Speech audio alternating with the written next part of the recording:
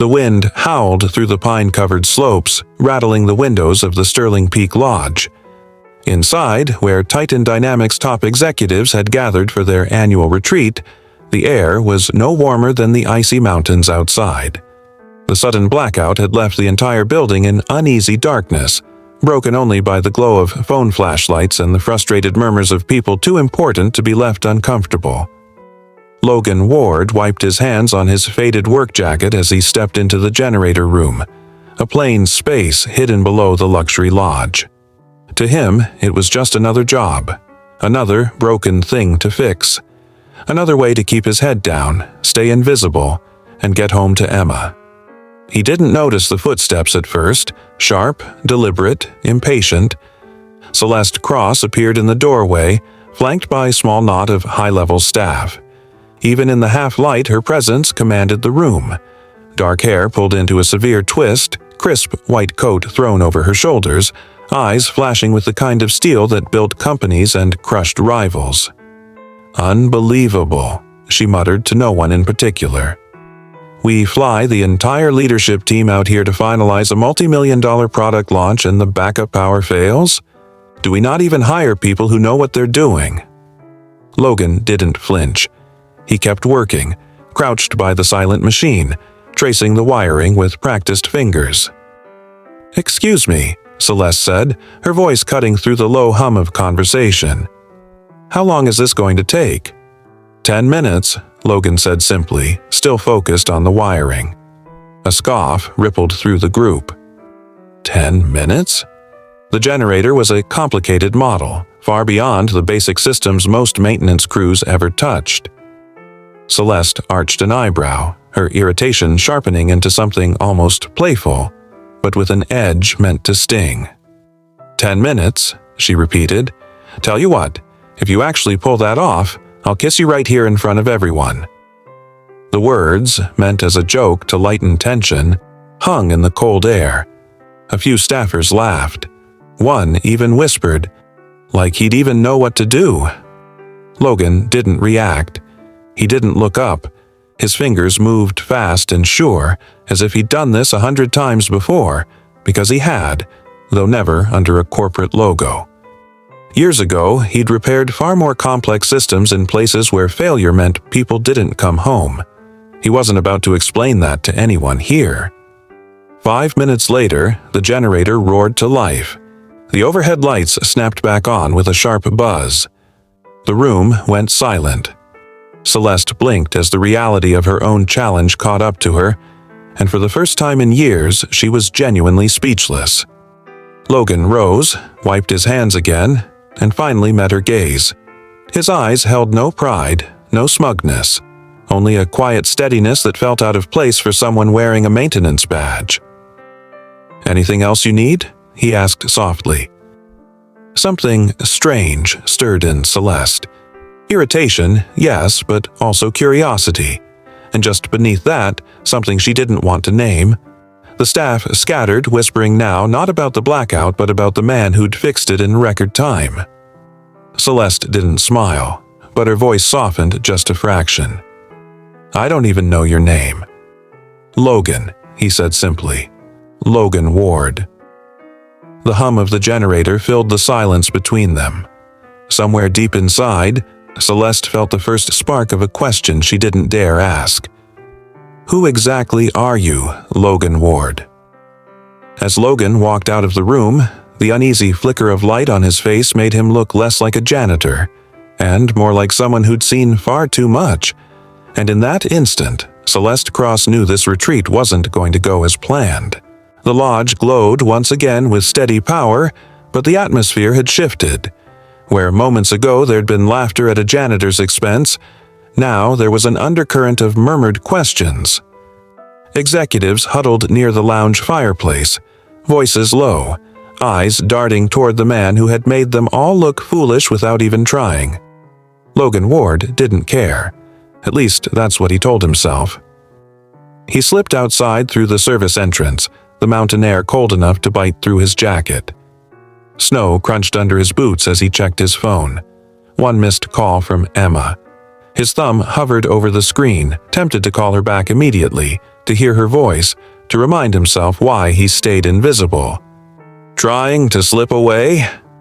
Celeste Cross's voice carried behind him, softer now than it had been in front of her staff. She stood under the wooden awning, breath curling in the frozen night, the faint glow of lodge lights catching the sharp angles of her face. Logan slid his phone into his pocket.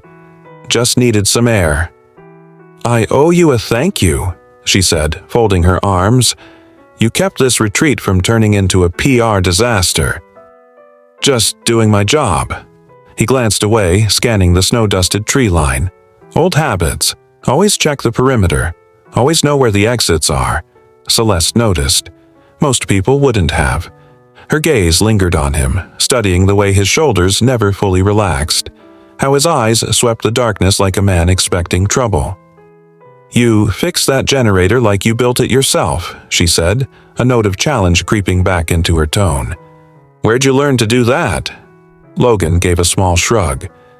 "Picked things up along the way." "That's vague." "Sometimes vague is safer." For a moment, neither spoke. The wind whipped through the pines, and in the quiet, Celeste realized something she didn't want to admit. She admired this man's calm. Most people, when called out in front of her entire team, would stammer or try to impress. Logan hadn't done either. He'd just worked. Inside the lodge, a door slammed, shattering the stillness. A junior executive hurried toward the garage carrying a laptop bag and looking around nervously. Logan caught the movement instantly. Celeste followed his eyes. "Some of them are jumpy," she muttered. "Our launch isn't going smoothly. Investors are breathing down my neck." "Pressure makes people do stupid things," Logan said, voice low. Celeste tilted her head, sensing something beneath his words. Experience, maybe even warning. "You sound like you've seen it before." Logan didn't answer. He was already walking toward the back entrance, slipping into the lodge with the same quiet efficiency he'd used on the generator. Celeste stood alone, breath clouding in the cold, wondering why she suddenly cared so much about a man who, on paper, shouldn't matter at all. Later that night, Logan sat in the small room reserved for staff, the hum of the generator steady again. He thought of Emma, her drawings taped above his bed back home, her laugh when he pretended not to know how to braid her hair. He reminded himself of the rule: stay unnoticed, stay safe. But as he closed his eyes, Celeste's voice echoed in his head. "You fixed that generator like you built it yourself." Somewhere upstairs, Celeste was pacing in her suite, replaying the same moment. "Who exactly are you, Logan Ward?" Neither of them knew it yet, but that question was about to get very dangerous.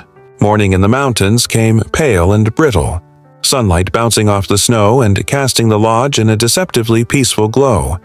But inside, Titan Dynamics Retreat felt anything but calm. The power outage was supposed to be a fluke, something to laugh about over coffee. Instead, it left the team on edge. People whispered over their laptops, meetings started late, and more than once Logan caught executives shooting glances his way as if he were some puzzle they couldn't solve. Logan didn't like it. Visibility was dangerous. Being noticed meant being remembered, and being remembered could pull the past he'd buried straight into the light. He just wanted to finish the retreat, get back to Emma, and disappear into the quiet life he'd built. But then he saw the garage door cracked open.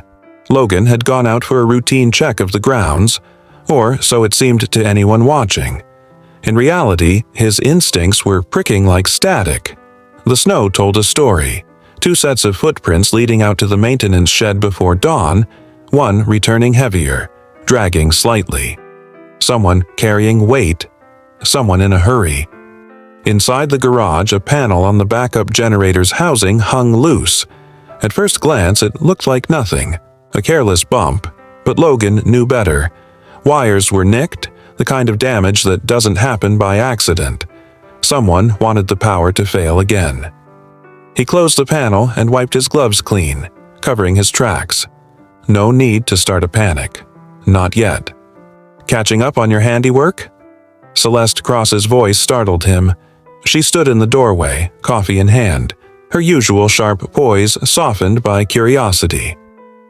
"Routine check," Logan said evenly, making sure everything holds. Her gaze drifted to his hands, steady and sure even in the cold. "You know, most guys in your position would be bragging after what you did last night. Instead, you vanish. Why is that?" Logan met her eyes for a moment, then looked away. "I don't like attention." "Funny," she said, stepping closer. "Attention seems to find you anyway." Logan forced a smile, but his chest tightened. This woman noticed too much. She didn't just look at people, she read them. And if she kept reading him, she'd see more than a quiet maintenance man. That evening, during a leadership dinner, Logan stayed in the shadows of the service hall. He wasn't supposed to be anywhere near the main dining room, but something about the atmosphere felt wrong. Too many nervous glances, too many hushed conversations that stopped when Celeste walked by. Halfway through the evening, the lights flickered. Not out, not fully, just enough to make the room still. Logan's stomach dropped. He excused himself quietly and slipped back into the generator room. Sure enough, the tampered panel had blown a fuse. Someone was trying again, this time bolder. He crouched to repair it, working fast. But he wasn't alone. Behind him, soft footsteps stopped at the door. A man in a tailored suit stood there, an executive Logan had seen at Celeste's side earlier. The man smiled thinly. "Funny place to be hanging out during dinner." Logan didn't answer. "You're good with your hands," the man continued, voice low. "Almost. Too good. Makes a guy wonder what you're really doing here." Logan straightened slowly, fuse replaced, generator humming again. "Just keeping the lights on," he said, calm but firm. The man's smile didn't reach his eyes. "Right. Well, be careful whose lights you're keeping on." When the man left, Logan exhaled sharply, pulse quickening. This wasn't just corporate politics. Someone at Titan Dynamics wanted Celeste to fail, badly enough to take out the entire lodge to make it happen. Upstairs, Celeste raised a toast to her team, unaware of the danger humming just beneath the surface. But when she glanced toward the hall, she caught a fleeting glimpse of Logan, moving like a man with purpose. And in that instant, she realized something she'd been denying since last night. Logan Ward wasn't ordinary. And if she wanted to know who he really was, she'd have to get a lot closer. The snowstorm rolled in heavy and fast, swallowing the mountains in a thick curtain of white. By the time night fell, the lodge was sealed off from the outside world. No roads, no help coming until morning. Celeste Cross didn't like being trapped, not physically, not professionally, and certainly not emotionally.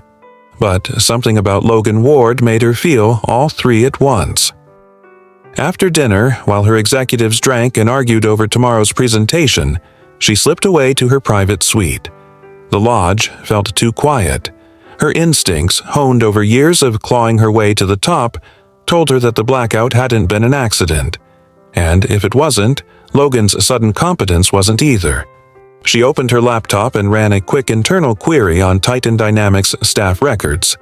Logan Ward's file was painfully thin.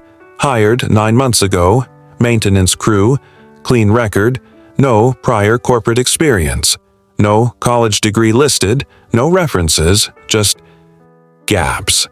Nobody was that clean. Nobody trying to stay invisible anyway. Downstairs, Logan leaned against the cold stone wall of the service hall, phone pressed to his ear. Emma's sleepy voice washed over him through the crackling signal. "Daddy, you sound tired." "Just a long day, baby girl. How's homework?" "Easy. I miss you." Logan closed his eyes, fighting the ache that came every time he heard her voice. "I'll be home soon." Promise he didn't hear Celeste's footsteps until she was almost on top of him. She'd come down silently, wearing a soft cashmere wrap instead of her usual armor of tailored wool and sharp heels. "Emma?" she asked gently, catching his last word. Logan slipped the phone into his pocket. "My daughter." Something flickered across Celeste's face. Surprise, then something softer. You're a single dad? Logan nodded. He didn't elaborate. He never did. Celeste leaned against the opposite wall, arms crossed. You're full of surprises, Logan. Fixing military-grade generators like they're toasters. Disappearing whenever someone tries to thank you.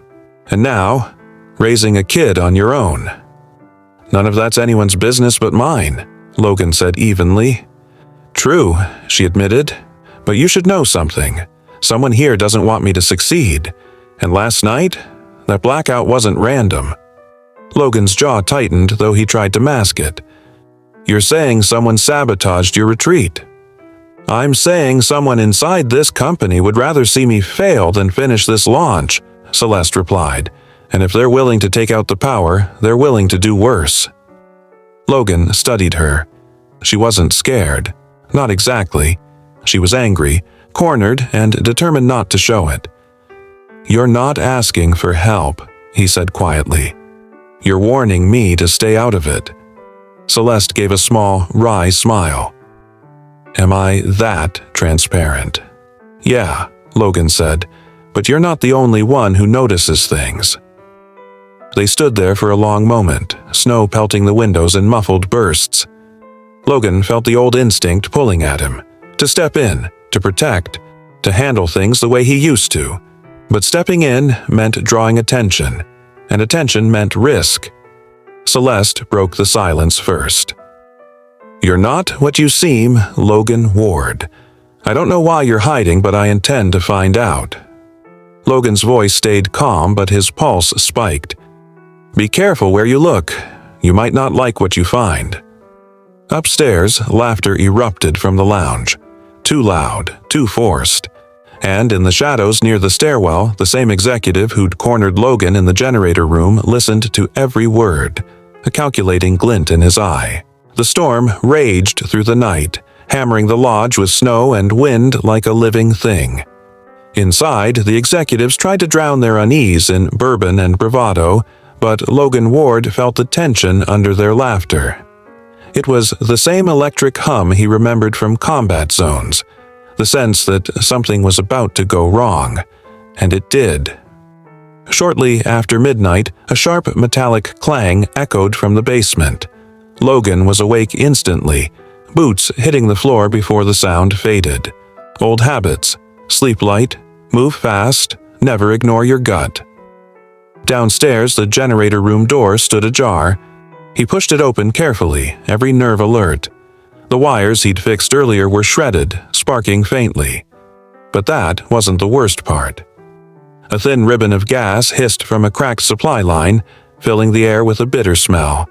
If someone so much as flipped a switch, the whole room would ignite. Logan cut the main feed with practiced speed, sealing the line with tape and tools he carried out of habit. As he worked, footsteps thundered on the stairs. "Logan!" Celeste's voice, sharp, urgent. "What's going on?"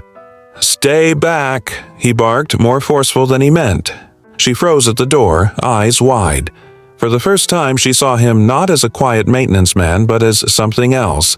Someone trained, someone who moved with the precision of a soldier under fire. Logan finished clamping the line and straightened, breathing hard. "Someone tried to turn this place into a bomb," he said flatly.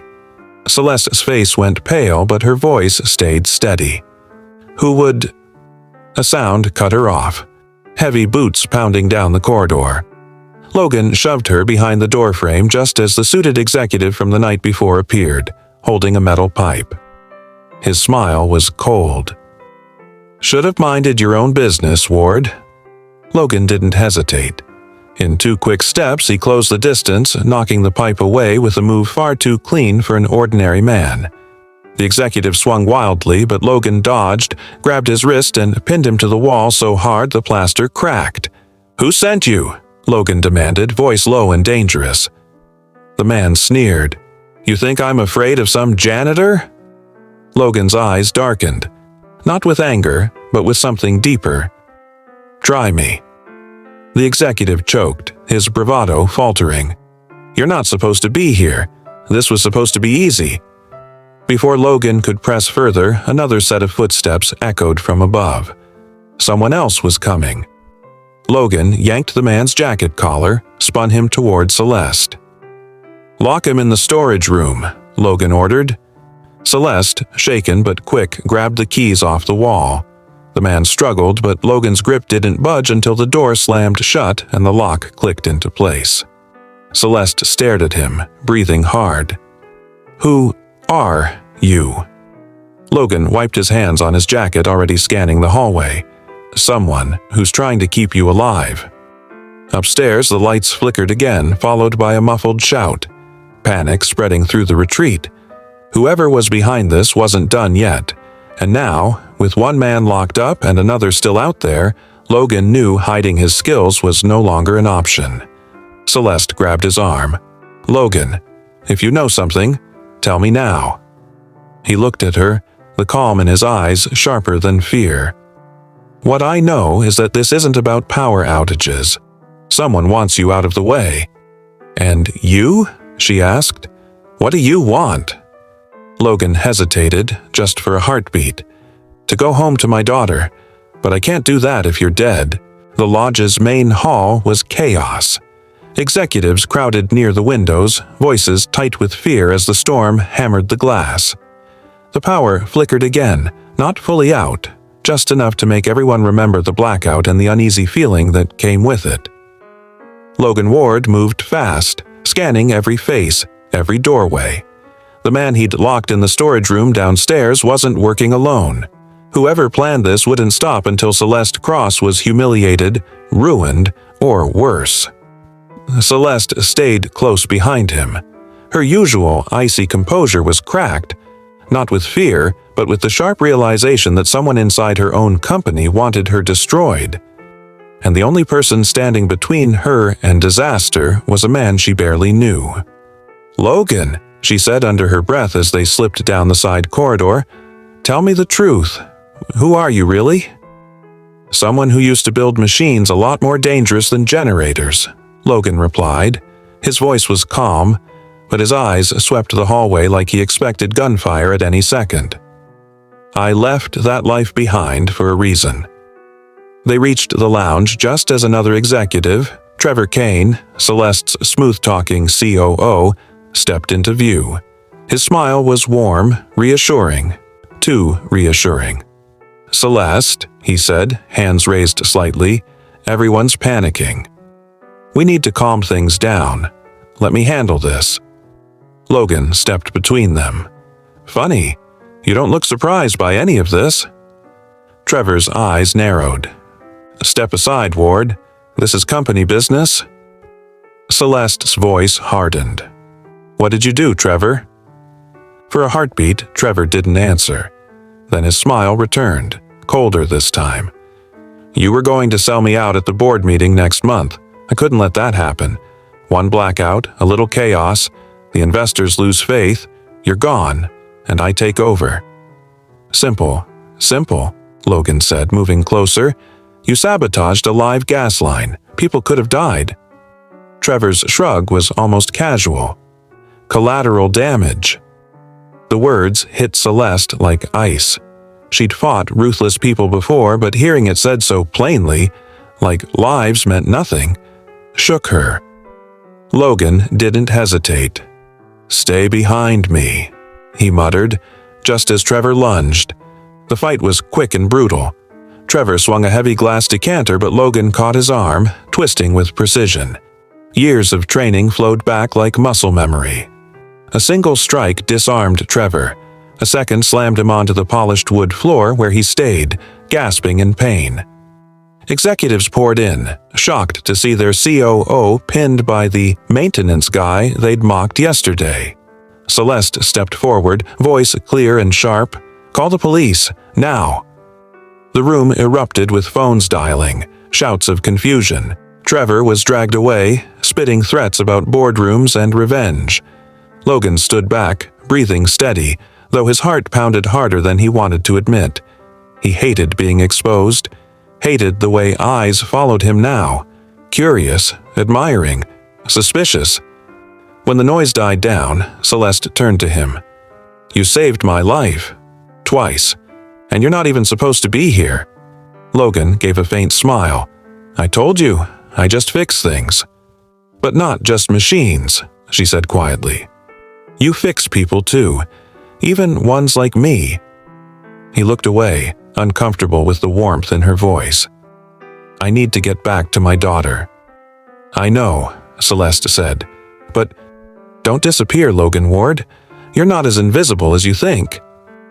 Outside, the storm began to break, thin rays of dawn cutting through the clouds.